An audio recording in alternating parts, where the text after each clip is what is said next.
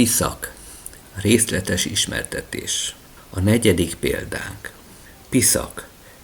Peru egyik legismertebb régészeti lelőhelye és városa.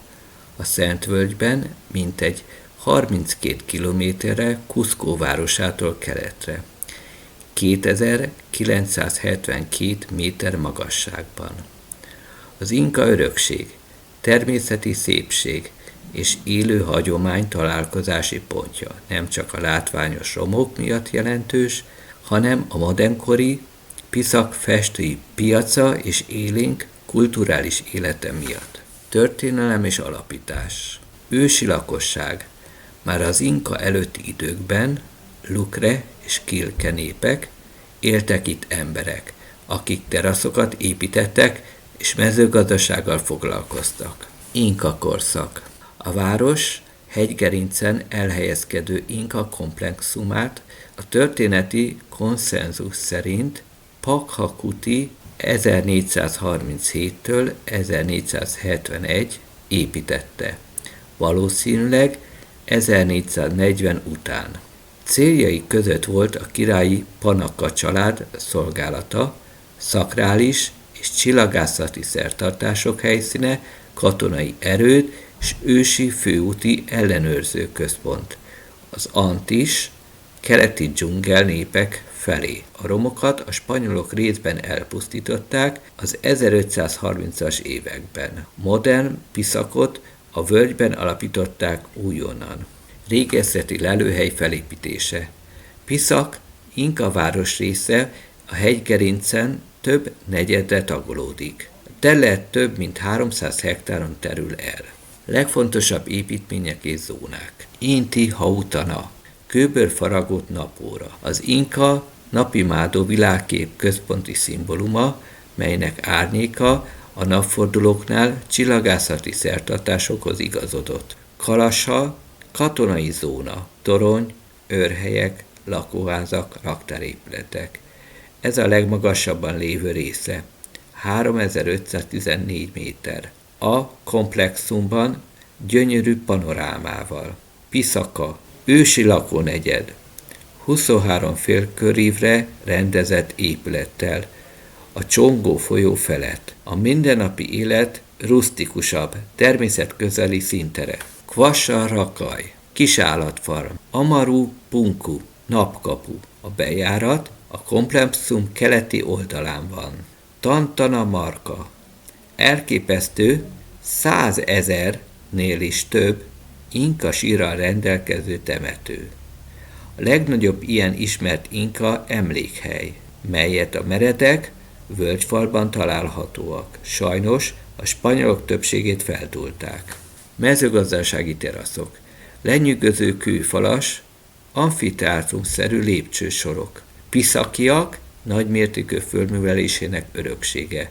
Burgonya, kukorica, kuana termelése folyt itt, az extrém hegyvidékben is. Templomok, fürdők, oltárok. Naptemploma. Kiemelkedő, precíziós kőfaragás, síma élesztés, tipikus inka stílus. Panorámával a Szentvölgyre.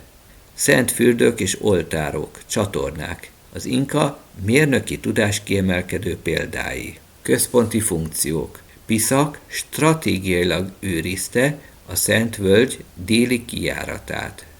Védelmezte a Cuscót az Antis dzsungelnépétől. Vallás. Az inka kozmológia szerint a hegyek spirituális energiáját közvetíti. Napimádó, termékeny bőségkultusz központja. Életmód. Erőgyszerű városrész, raktárak, lakóházak, temető, egyszer volt szakrális, gazdaság és hétköznapi lakóhely is. Modern Piszak. Koloniális város. A spanyolok a völgyben újjáépítették. A híres piac, turizmus. Vasárnapi piac, textil, kerámia, ékszerkészítés, élénk hagyományőrzés. A romokhoz meredek, de gyönyörű panorámás séta vagy taxi vezet fel. Jelentősége. Mérnöki csoda. A teraszok, kőépületek, vízrendszerek mind az inka civilizáció mérnöki csúcsát mutatják. Kulturális szimbólum. Piszak egyszerre élő város és ősi emlékhely, ahol a modern és a prekolumbián hagyományok találkoznak. Természeti panoráma. A Szentvölgy egyik legszebb pontja. Hegyek, völgyek, folyók, inka romok összhangja. Piszak bejárása a Szentvölgyben nem csupán az inka múlt megismerését nyújtja, hanem betekintést ad a kultúra mindennapjaiba is. Az ősi örökség és a mai élet élő színtere. Értelmezés. Piszak 3 részre kell osztanunk. Az első az ősi romok. Ebbe benne van a hegy oldalában lévő épületek, romok és a napkapu, ami véletlenül keleten van. Aki követi a nyomozásunkat, az már érti a dolgokat. A romokat, amik maradtak, mert előtte épületek lehettek, de valami egyszerűen lerombolta. Gyakorlatilag lemetszette a felső részüket. A csapás nyugat felől érkezett. Nekünk ez fontos. A második része a hegytetőn és a hegyen van. Ezek az épületek egyszerűek, a helyi kövekből épültek.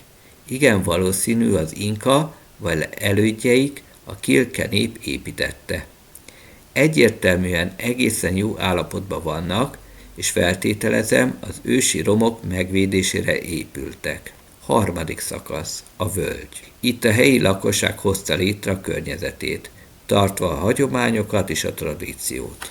Tehát Piszak ősi épületeit valami legyalulta. A gigantikus kövek is épp hogy megmaradtak, és az egész inkább egy nyom a múltból. Az építési metódus azonos Tiwanaku civilizáció által elfoglalt romokéval. Sőt, a napkapu ott is megjelenik. Tehát valószínű, építkezés azonos civilizáció építette valamikor a múltban. Jó volt a régebben, mint gondoljuk. Piszak romjainál látni, hogy rendkívül régiek az ősi romok. Az erő hatalmas lehetett. A kérdésünk újra, hogy mi volt ez az erő?